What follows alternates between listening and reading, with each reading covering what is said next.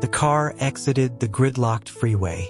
It soon stopped at another red light. The driver checked the navigation for traffic ahead. Caleb leaned back, his eyes closed. He pressed his fingers against his temples. A dull ache pulsed under his skin. He had worked intensely for half a month.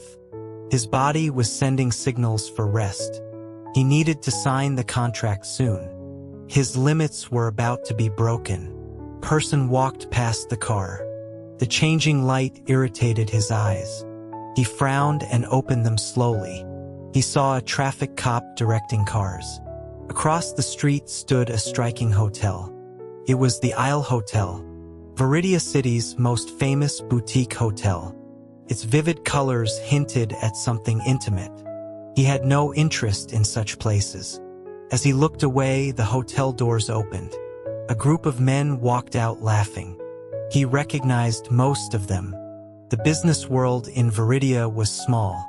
The man walking last caught his attention. He was tall and exceptionally handsome. He stood out effortlessly from the crowd. Caleb's gaze locked onto him instantly. Like the others, he had a companion. A young man stood beside him. The young man wore a perfect smile. His clothes were thin, his frame delicate. His posture suggested a need to please. It was a clear transaction of money and body. Caleb felt a surge of disgust. The sight felt unclean, tainting his eyes. The light turned green. He turned his head away without hesitation. He told the driver to go. Inside the Thorn Industries tower, Caleb had just entered his office. His assistant Daniel rushed in with files. Daniel placed the documents on Caleb's desk. He explained that many were eyeing the Riverside plot, but only Hartwell Enterprises was a real threat. The Riverside land had been vacant for years. Its owner, Mr. Sterling, wanted to sell it. The location was perfect for commercial use. It had excellent infrastructure and high traffic. The land was a potential gold mine. Everyone wanted a piece of the valuable property. The high price deterred many potential buyers. Mr. Sterling also had other strict conditions. Only Thorn Industries and Hartwell could meet them. Hartwell was his only significant threat. Caleb remembered the man from the hotel. He suppressed his revulsion. He recalled who Ethan Hartwell was with. Thankfully, Mr. Sterling was not among them. He felt a small measure of relief. It seemed Ethan had not made a decisive move yet. Caleb knew he couldn't be too careful. Ethan was a formidable opponent. More accurately, Ethan's assistant was formidable. He had lost to that strategist before. This was another clash he could not lose. He told Daniel to contact Mr. Sterling's assistant. He wanted to schedule a meeting for the next day. Daniel asked if tomorrow was the right time. Caleb confirmed it without looking up. Daniel reminded him of the auction that night. He wondered if a meeting right after would seem too eager. Caleb stared at his computer screen. He stated that business does not require subtlety. Hesitation could lead to irreversible regret. Daniel understood and nodded in agreement. The afternoon meeting started at 3. It dragged on until almost 7 o'clock. Mr. Sterling's auction was in the next city. It began at 8:30. The drive would take at least an hour. Time was incredibly tight. Dinner was skipped without a second thought. Caleb told his driver to wait downstairs. He walked directly to the elevator. Most employees had already gone home. A few young women were chatting. One pointed at a video on her phone. She asked if that was Ethan Hartwell. Another confirmed the location was near a local high school. Someone in the comments called him a heartthrob. They agreed he was handsome. A random photo looked like a movie still, but they dismissed him as an empty suit. A slightly older woman saw Caleb approaching. She subtly silenced her colleagues. They greeted him as he walked past. Then she warned the intern. She told her never to discuss Hartwell near Caleb. The intern asked why they didn't get along. The woman raised an eyebrow. She asked if they looked like they would. The intern glanced at the video of Ethan. He leaned casually against his car. Then she looked at Caleb's retreating back. Even his silhouette was strictly formal. She nodded thoughtfully. Their incompatibility was obvious. Caleb arrived at the auction 10 minutes before it started. The hall was filled with mingling guests. Mr. Sterling's status attracted many people. Caleb signed in and received his bidding paddle. Mr. Sterling saw him from across the room. He smiled and waved him over. Caleb handed the paddle to Daniel. He approached and shook Mr. Sterling's offered hand. Mr. Sterling held a champagne flute. He commented that Caleb must have come from work. Caleb gave a slight nod. Mr. Sterling thanked him for coming. Caleb replied that it was an honor. Mr. Sterling then noticed someone else. He looked between that person and Caleb. He said introductions were likely unnecessary. Caleb finally glanced at the person beside him. Ethan smiled lazily. His voice was low and relaxed. He confirmed they were old acquaintances. Caleb wore a perfectly tailored suit. Ethan was the complete opposite. His suit jacket was draped over his arm. His tie was loose, his shirt unbuttoned. His hair looked artfully disheveled. He seemed entirely at ease. A beautiful shell with a rotten core. Caleb quickly looked away. He did not confirm their acquaintance status. Mr. Sterling laughed heartily. He said knowing each other made things easier. He raised his glass for a successful night. Caleb frowned slightly. He had no drink. A waiter passed by with a tray. Ethan smoothly took a glass of champagne. He then offered it to Caleb. Caleb met his eyes. Ethan was not looking at him. He was smiling at Mr. Sterling. He mentioned hearing of the fine collection. Mr. Sterling laughed it off as rumor. Caleb's gaze fell to the champagne. He took the glass without expression. He touched it lightly to Mr. Sterling's. A clear ringing sound echoed briefly. The golden liquid swirled in the glass. The auction was about to begin. Mr. Sterling excused himself to prepare. As soon as he left, Caleb set down his glass. He turned to leave without a word. Ethan remained by the window alone. He slowly finished his own champagne. A man in a flashy shirt approached him. Leo watched Caleb walk away. He remarked that Ethan had just been snubbed. Ethan seemed unconcerned. Leo grinned. He asked why Caleb's attitude seemed worse. He wondered what project Ethan had stolen now. Ethan finished his drink. He claimed he was being wrongly accused. Leo then asked about the Riverside land. Ethan glanced at him. He said he had not acquired it yet. Leo accused him of planning a big move. He said that was why Caleb disliked him. Ethan shrugged nonchalantly. He walked towards the auction stage. He said he didn't much like the uptight man either. Leo followed him. A middle-aged man suddenly appeared. He greeted Ethan with a wide smile. Leo recognized him. The man owned a large medical device company.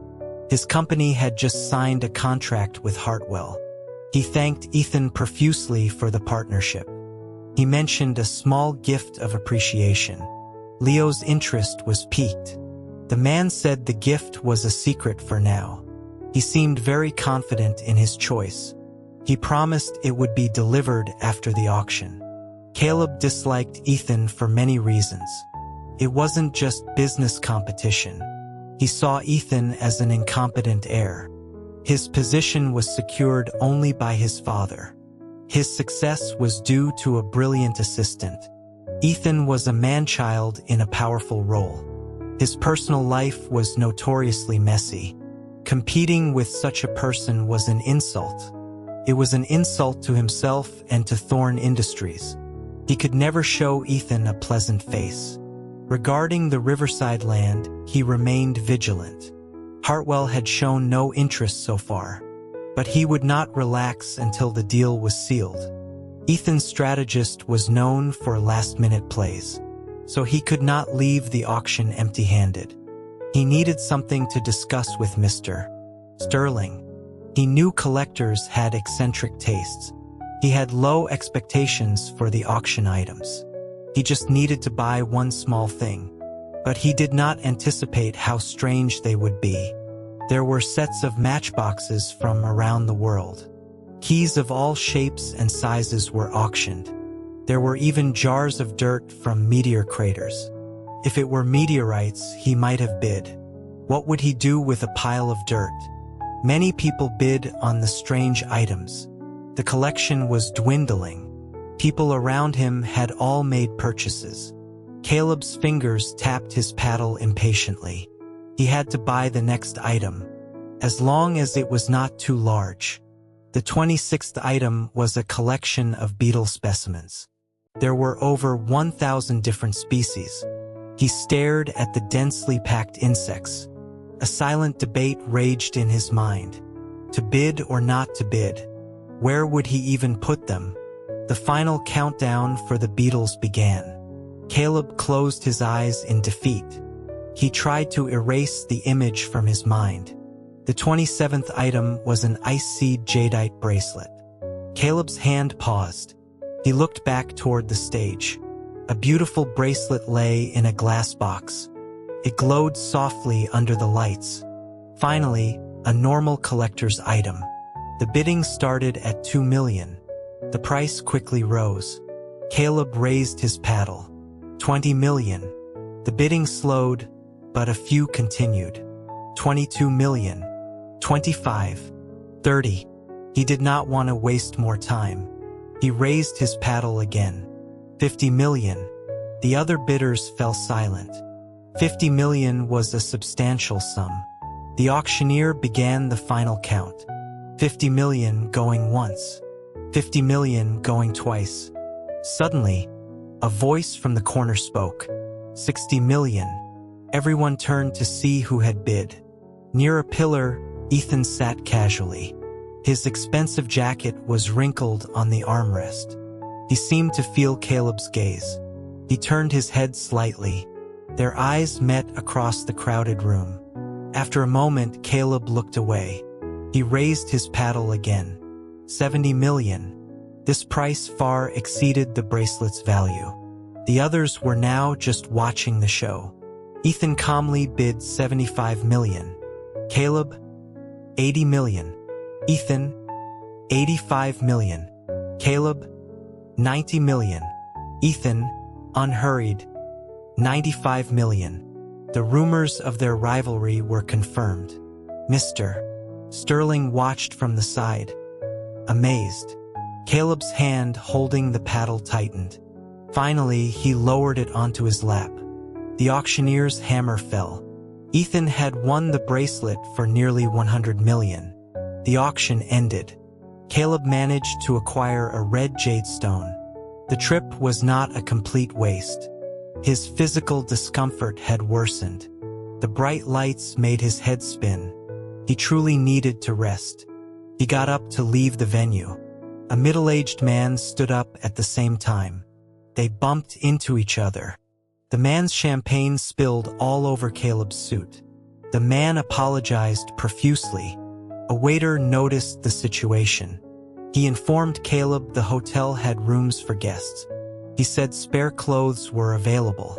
Caleb took off his soiled jacket. He told Daniel to bring the car to the entrance. Then he followed the waiter upstairs. Leo looked at the room key in Ethan's hand. He sneered at the unoriginal gift. Ethan tucked the card between his fingers. He replied absently to Leo. Leo stretched his neck. He asked who Ethan was messaging. Ethan showed him the name on the screen. It was his mother. Leo teased him about the expensive bracelet. He wondered why Ethan never bought him gifts. Ethan said if he liked that one, he was out of luck. Leo realized the bracelet was for Ethan's mother.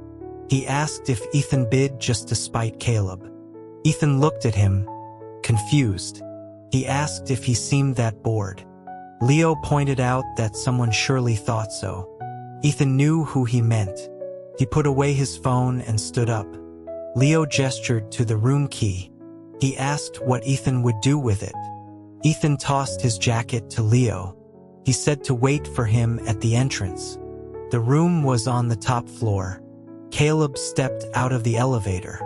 A drunk man stumbled toward him. He suddenly vomited right in front of Caleb. The foul smell filled the air instantly. The waiter was startled. The drunk man was about to fall into his own mess. Caleb felt nauseous. He averted his eyes. He told the waiter to just give him the key. The apologetic waiter fumbled with the key card. He pointed to the room at the end of the hall. Caleb took the card and walked away quickly. There were 2 rooms at the end of the hall. He tried the one on the right first. It didn't work. He then tried the one on the left. The door clicked open successfully. He inserted the card into the power slot. The lights flickered on. Caleb closed the door behind him. He leaned against it, pressing his temples. He walked to the closet and opened it. Inside was a simple black suit. Everything was provided down to the tie. Mr. Sterling had been very thoughtful. He only took out the clean shirt. As he unbuttoned his own, he heard a sound. It was a strange, muffled noise. He turned around. The room was empty. He was sure he had heard something.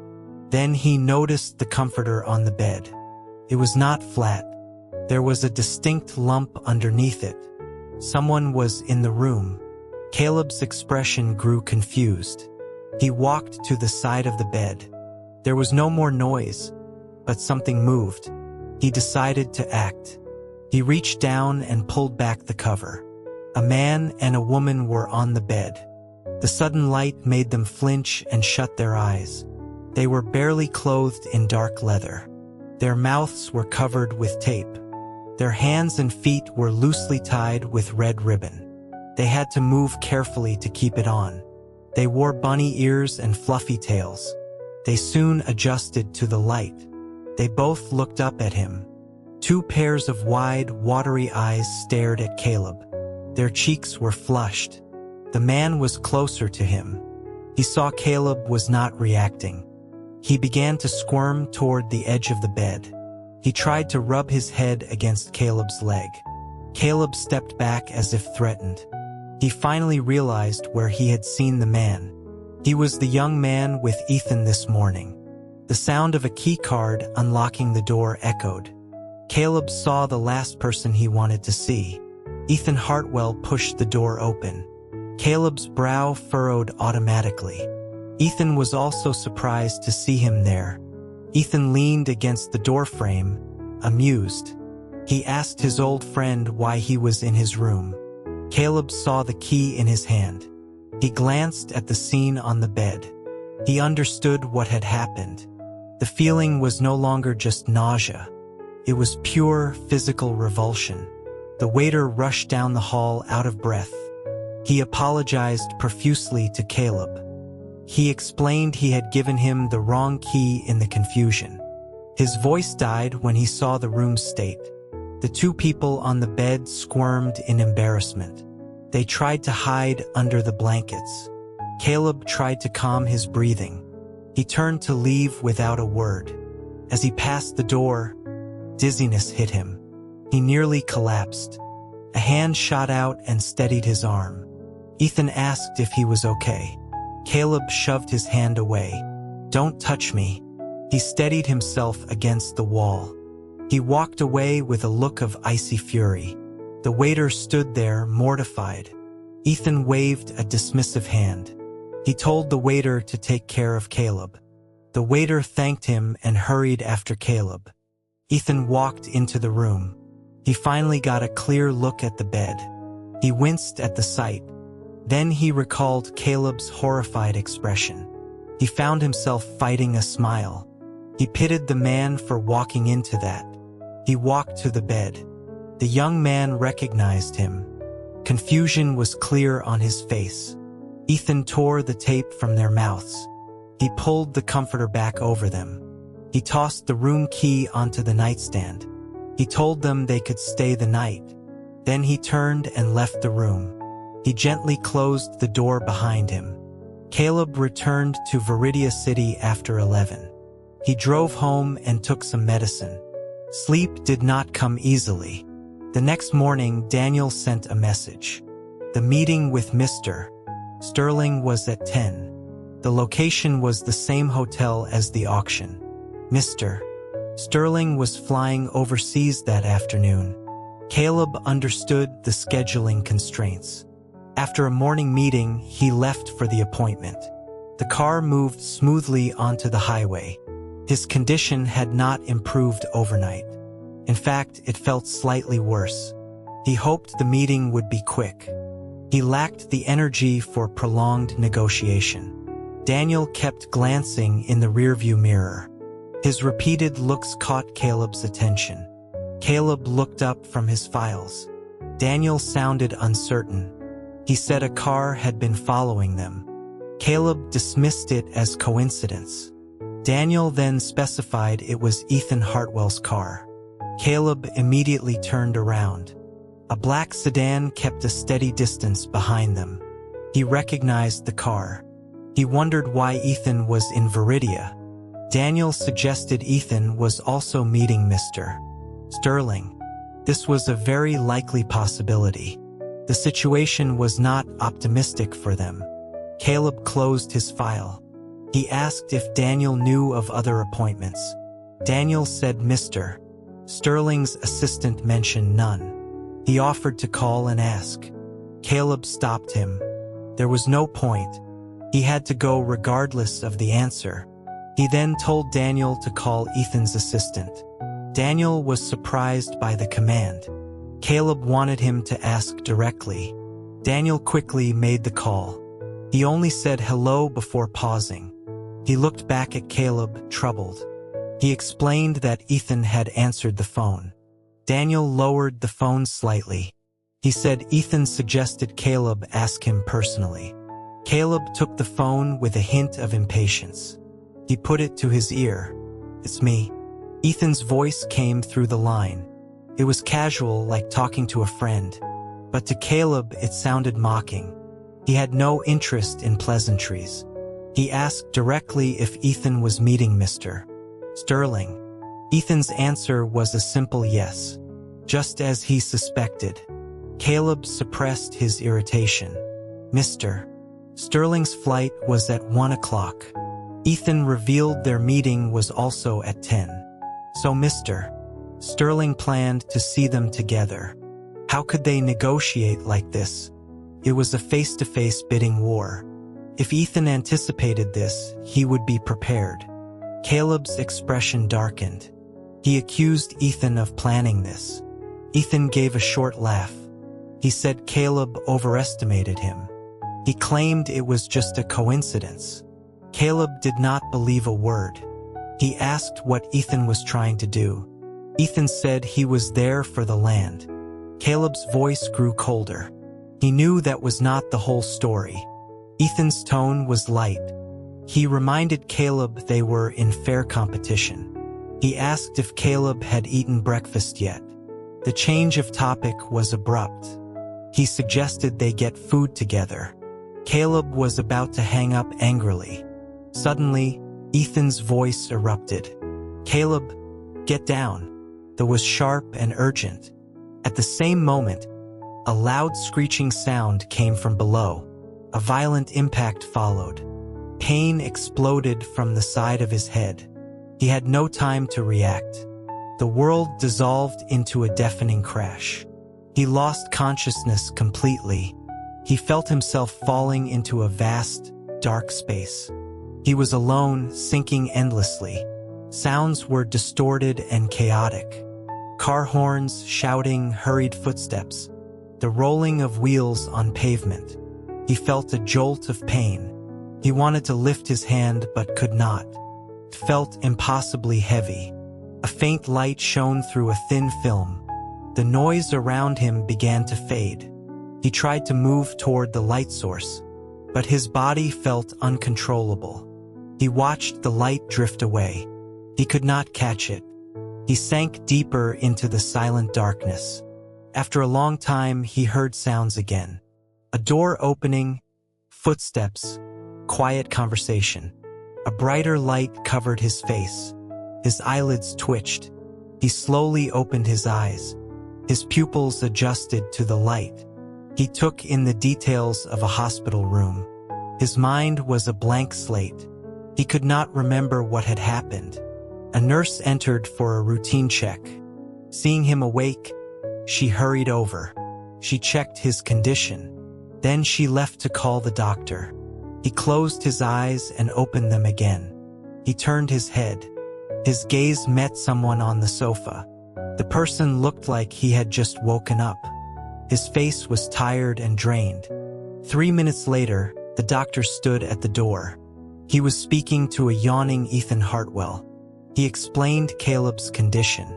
There were no serious injuries, just a minor concussion. The doctor said fatigue was a bigger issue. He advised more rest, but he mentioned a special concern. The impact was to a specific part of the brain. There was a risk of short-term side effects. He told Ethan to be prepared. Ethan did not understand. He asked what uncontrollable side effects meant. The doctor gave a range of possibilities. Could be fatigue or memory confusion.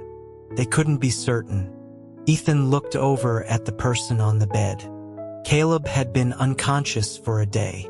His tailored suit was replaced with a hospital gown. His hair was messy. His face was pale and weak, but his gaze was still imperious. He looked fine. Besides, what did his confusion have to do with him? He had done enough by bringing him here. He told the doctor it was a misunderstanding. He was just a helpful bystander. He said Caleb could call his own family. He had things to do. He grabbed his jacket and turned to leave. The small sofa had been uncomfortable.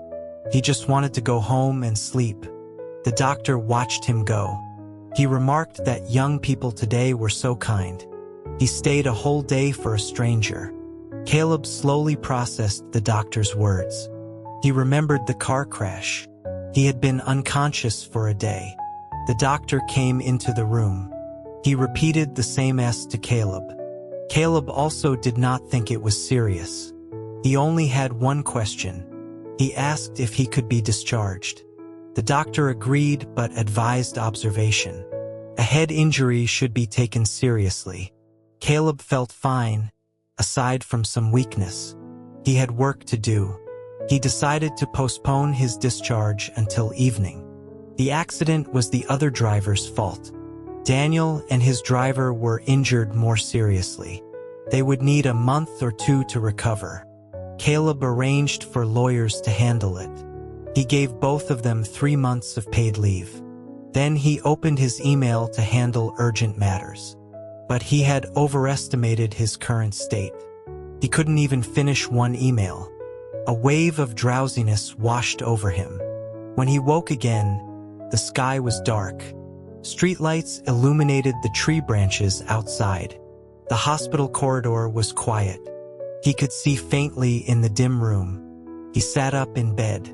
He looked around, confused. A look of vulnerability crossed his face. He stared out the window for a long time. He touched his forehead with the back of his hand. Then he slowly reached for his phone. He dialed a number. "Esther, slow down. You're going to kill me. Don't sniff that. She'll bite you."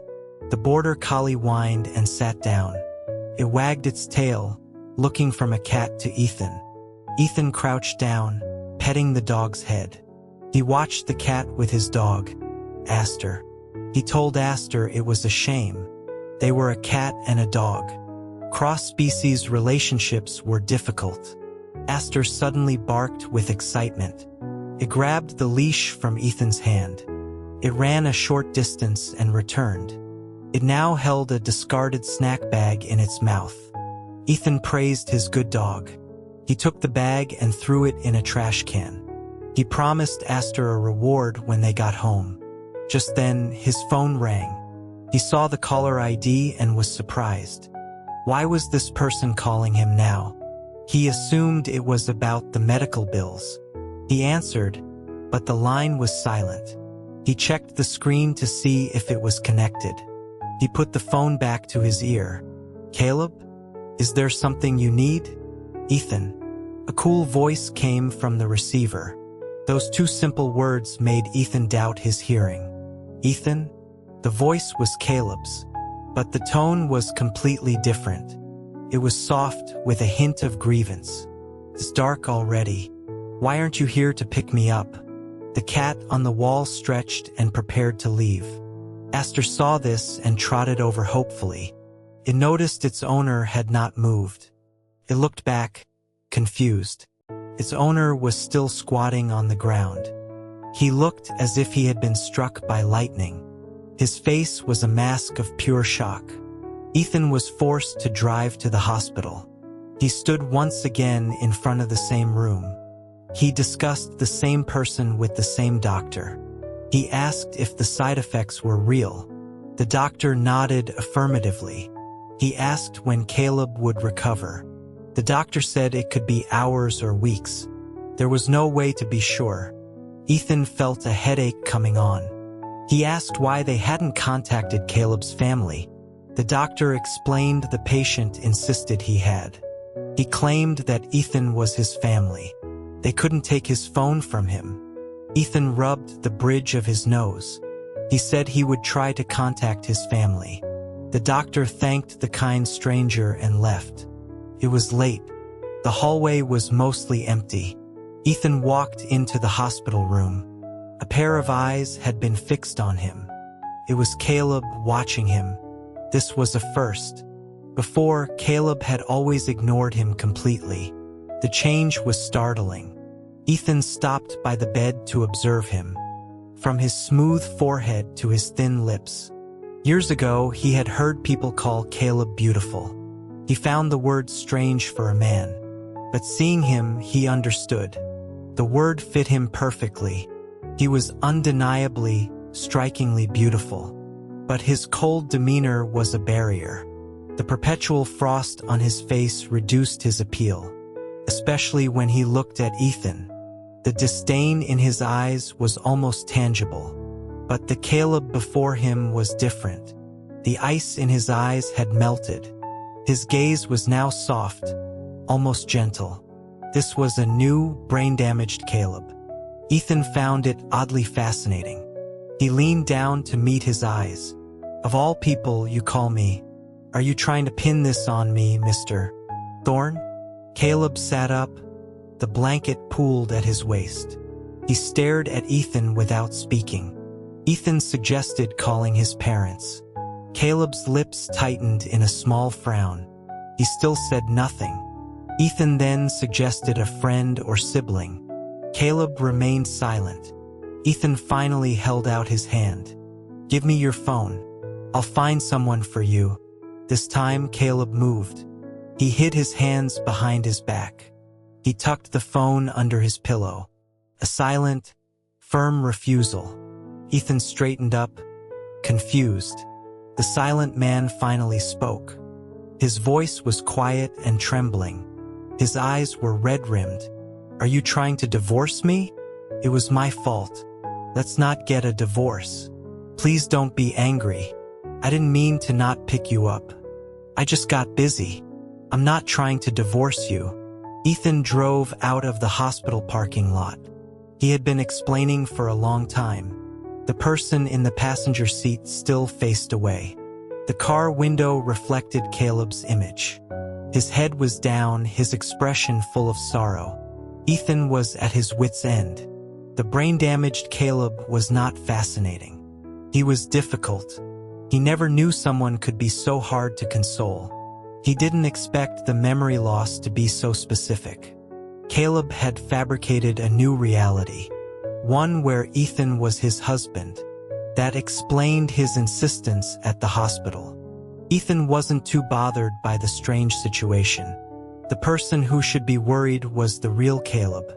He couldn't imagine his reaction upon recovering. For now, he had to take him home. But this silent treatment was a problem. He tried various tactics he used on his sister. He offered tea, cake, new clothes. He even offered a trip to the mall. Nothing worked. His only response was the soft music from the car radio. Fine. Ethan gave up. If he wanted to be angry, let him be angry. It was only for one night. Tomorrow, he would have his assistant contact Caleb's family. 20 minutes later, the car stopped. They were in the private driveway of a villa. Ethan got out and shut his door. He noticed the passenger side was still quiet. He walked around the front of the car. He opened the passenger door. The patient he brought home had not moved. Caleb sat with his hands clasped, head down. Ethan could only see his profile.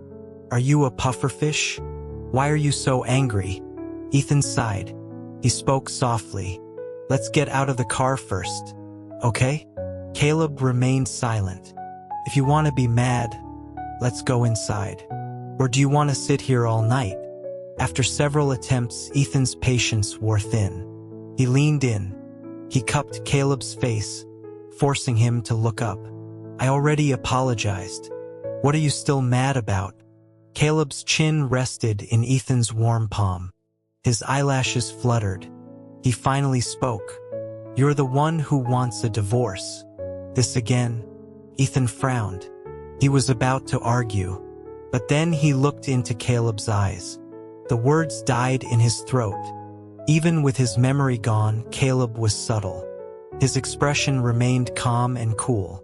But his eyes and tone conveyed everything. The sadness was clear and disarming. It made Ethan feel inexplicably guilty. His frustration vanished instantly. Fine. He was arguing with a patient. Who wants a divorce? I'm an idiot if I do.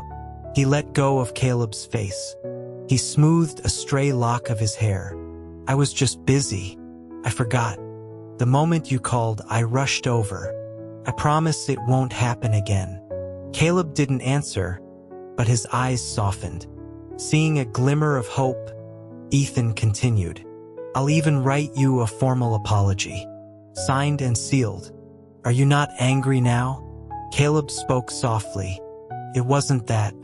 Ethan was confused. He guessed it wasn't about being forgotten. Caleb nodded slightly. Then what was it? Caleb looked at him. His voice was quiet but clear. You called me Mr. Thorne. Twice. What was wrong with that? What else should he call him? As he was about to ask, he had a realization. In Caleb's current reality, they were married. Spouses should have intimate names. Calling him Mr. Thorne was distant and cold. It was a prelude to an argument. But if not Mr. Thorne, then what? Ethan was stuck again. He decided to guess. It was just a little joke, honey. He watched Caleb's eyes for a reaction. Sweetheart? Caleb's eyes flickered. He still looked unhappy. You rarely call me that. Okay, not that one.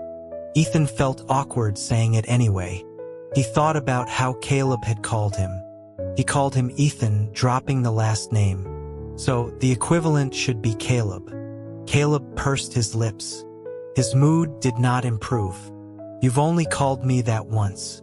In the next 3 seconds, Ethan's mind raced. He thought of every pet name he had ever heard. Darling, baby, sweetheart, honey. As he was about to try one, Caleb gave him the answer. You don't like calling me Cal anymore? Ethan's honey died on his lips. Cal. He repeated the name. Felt strange and unfamiliar.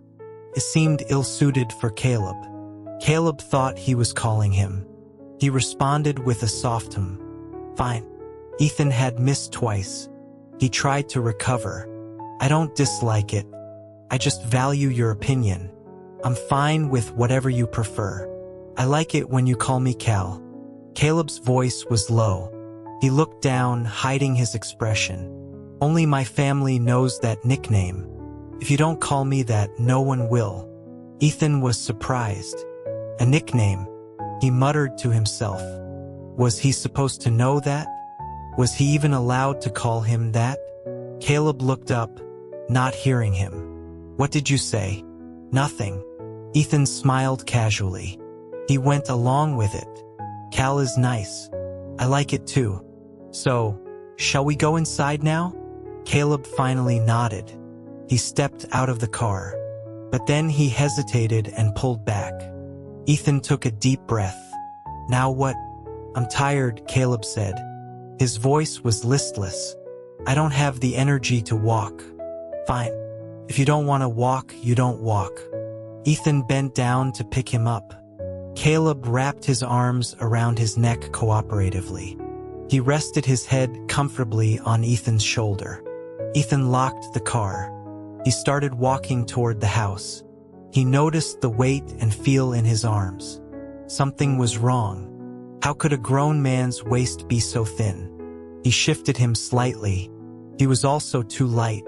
Don't you eat at home? He asked. Caleb replied, Don't we eat every meal together? Okay. He shouldn't have asked. Inside, he put Caleb down. He found a new pair of slippers from the shoe cabinet. He placed them in front of Caleb. Caleb studied them carefully. He concluded that they were too big. He said they must be Ethan's slippers. He asked where his were. Your slippers are in your own shoe cabinet, of course. Ethan quickly came up with an excuse. I washed them today. They're not dry yet. Just wear mine for now. Fortunately, Caleb did not question it.